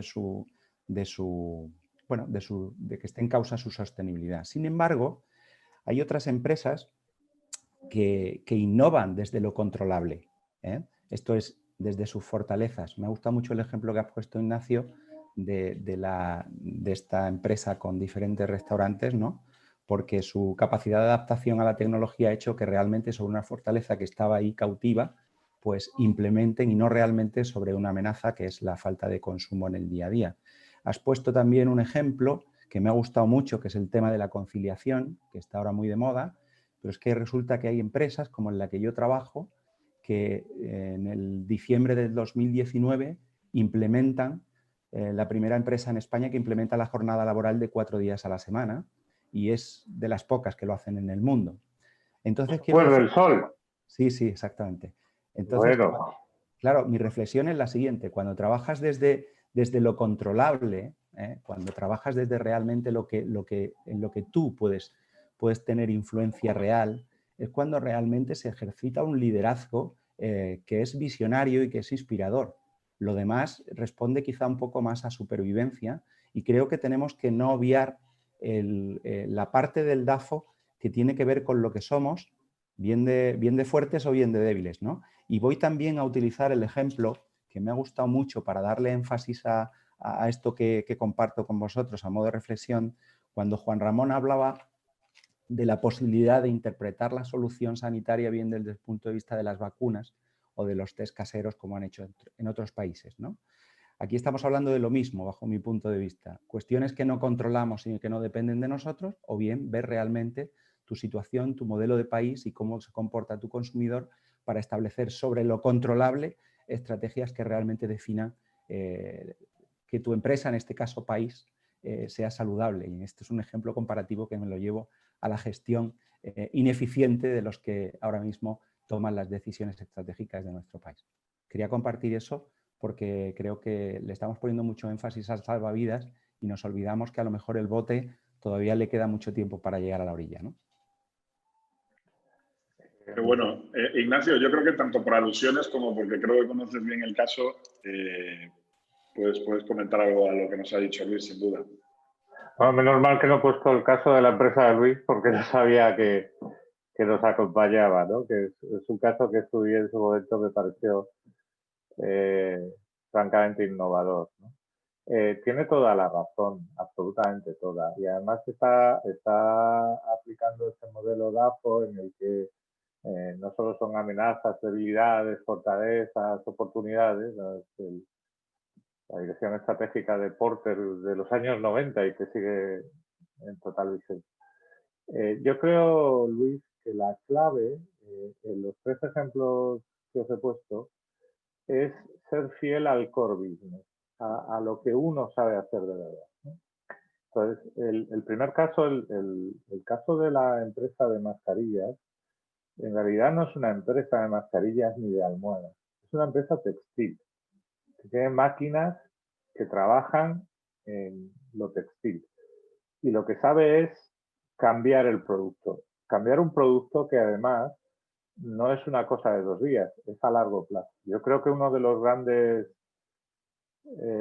equivocaciones que cometimos en Europa con la globalización fue externalizar las plantas de producción, ¿no? Porque era mucho más barato fuera que dentro. El caso de Iruki es lo mismo. Iruki lo que sabe hacer es cortar chuletones. Da igual que los mande a una sidrería que a un particular. Al final, su negocio, la clave de su negocio es ese.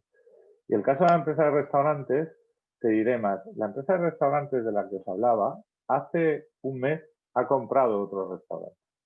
Un restaurante especializado, bueno, esta empresa tiene distintos tipos de restaurantes, ¿no? Uno es más informal, más enfocado a turista, otro es más rollo terracita, tal. Os hablo desde Málaga, ¿eh?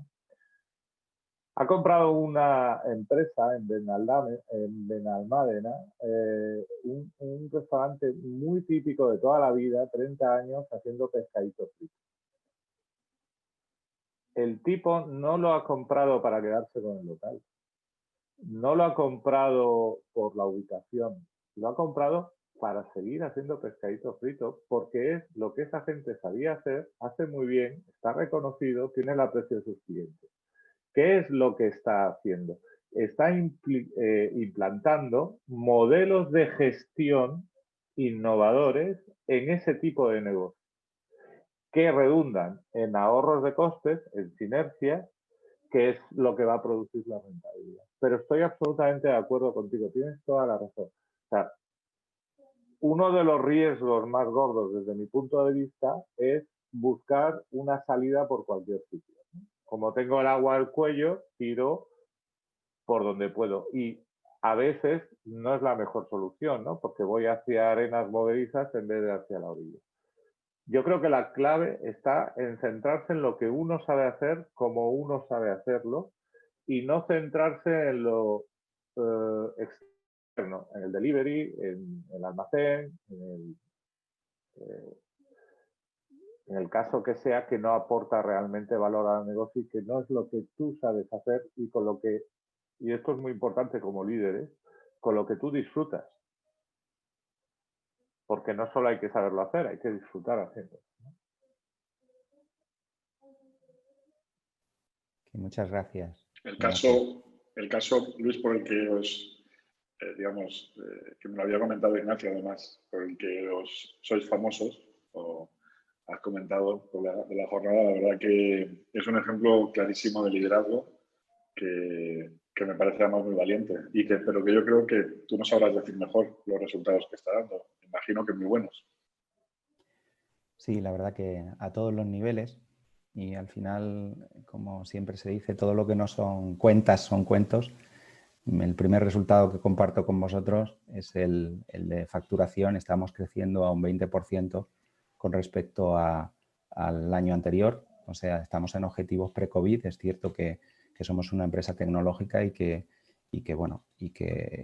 trabajamos para un segmento de la población que ahora pasa tiempo en casa y necesita hacer una gestión eficiente de sus organizaciones, y nuestro producto es bueno, es bonito, es barato, en fin, tiene todo el pack completo. Pero en las variables que tienen que ver con conciliación, con productividad, con ahorro energético, con engagement, con compromiso del empleado, con todas esas cosas que están en los manuales de los responsables de recursos humanos muchas veces en los cajones y no se sacan, ¿no?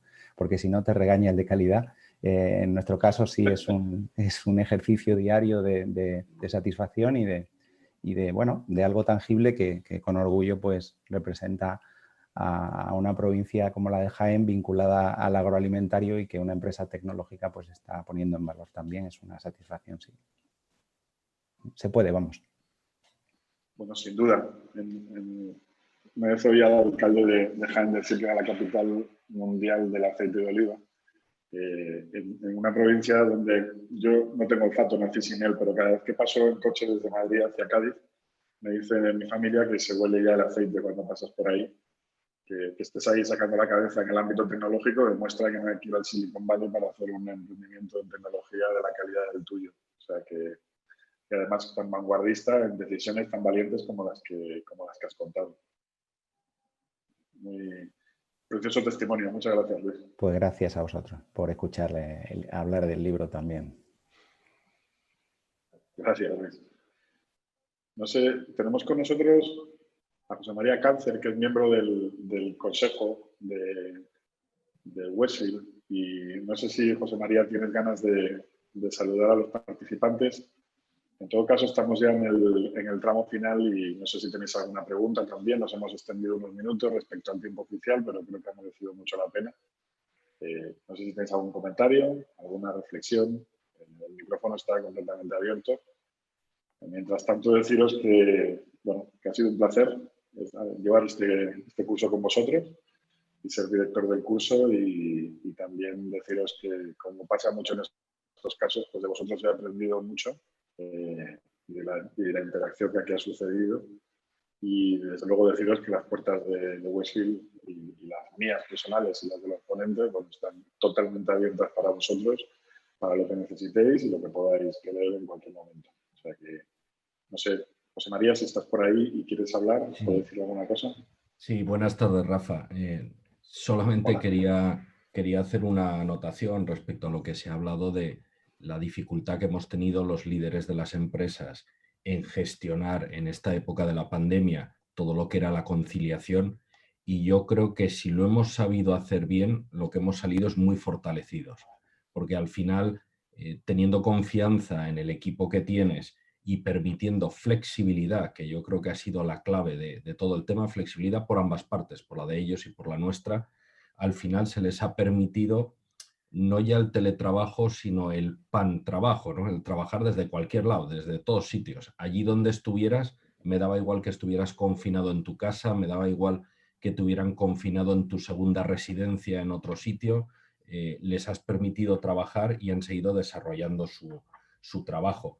El hecho de estar con responsabilidades con personas mayores, tus padres o con tus hijos, y el tener que hacerte cargo de algunas tareas adicionales que antes no hacías cuando no estabas en la pandemia, ha dado también flexibilidad en cuanto al horario, ¿no? Alguna de las personas que está aquí presente, pues conozco bien que en su equipo hay gente que se levanta súper temprano, trabaja antes de la hora y después deja de trabajar a otra hora porque tiene otras competencias que realizar y no pasa nada, ¿no? Yo creo que al final el líder digital es también un líder mucho más flexible, es mucho más consciente de que se pueden hacer las cosas en otro momento, organizándose de otra manera, pero eso sí, poniendo siempre el foco en los resultados, ¿no? Organízate como quieras, pero cumple los plazos, cumple con los entregables que tienes conmigo. Y yo creo que en eso hemos aprendido todos mucho en este tiempo, ¿no? Y hemos conciliado de una manera sorprendentemente buena, sobre todo pasadas las 3 semanas iniciales de cierre en casa, que todo el mundo se volvió un poco tarumba con la cantidad de cosas que pretendía hacer. Parece que no hubieras tenido reuniones en tu vida antes de ese momento, había que tenerlas todas de golpe, pero pasado ese primer momento de agobio, hemos empezado a funcionar de otra manera y hoy todavía yo tengo en mi equipo a mucha gente que está cada día trabajando desde un sitio diferente. Yo mismo trabajo desde 3 ubicaciones diferentes de la oficina y no hay ningún problema. Seguimos siendo perfectamente operativos y es más, yo creo que esa riqueza de poder elegir dónde me pongo a trabajar cada día, inclusive dentro de la misma sede, trabajo en una mesa libre o trabajo más cerca de la cafetería, si luego quiero irme a tomar un café y voy pillado de tiempo, nos ha permitido crecer como profesionales. Gracias a todos los que habéis sido ponentes hoy, no solamente hoy, sino a lo largo de todo el programa, porque creo que es muy interesante y desde luego es un programa muy, muy completo y muy ad hoc para la situación actual. Muchas gracias, José María. Y bueno, efectivamente, muchas gracias a todos vosotros, los primeros, los participantes, por hacer esto posible y por haber estado en el centro de esta semana, que es esencialmente puesta a vuestra disposición y con vosotros en el centro para que podáis sacar de aquí algún aprendizaje práctico. Y desde luego para que ya nos conozcáis y nos tengáis localizados ya para siempre, en el futuro. Ya sois parte de Westfield y nosotros sentimos que vosotros y vuestra compañía son partes también de nuestro ecosistema. O sea que, no sé, Ignacio, si quieres decir alguna cosa y ya como cierre, Ignacio Maroto. Muchas gracias, Rafa. Sí, está bien la precisión, aunque ya me estaba dando por las debido.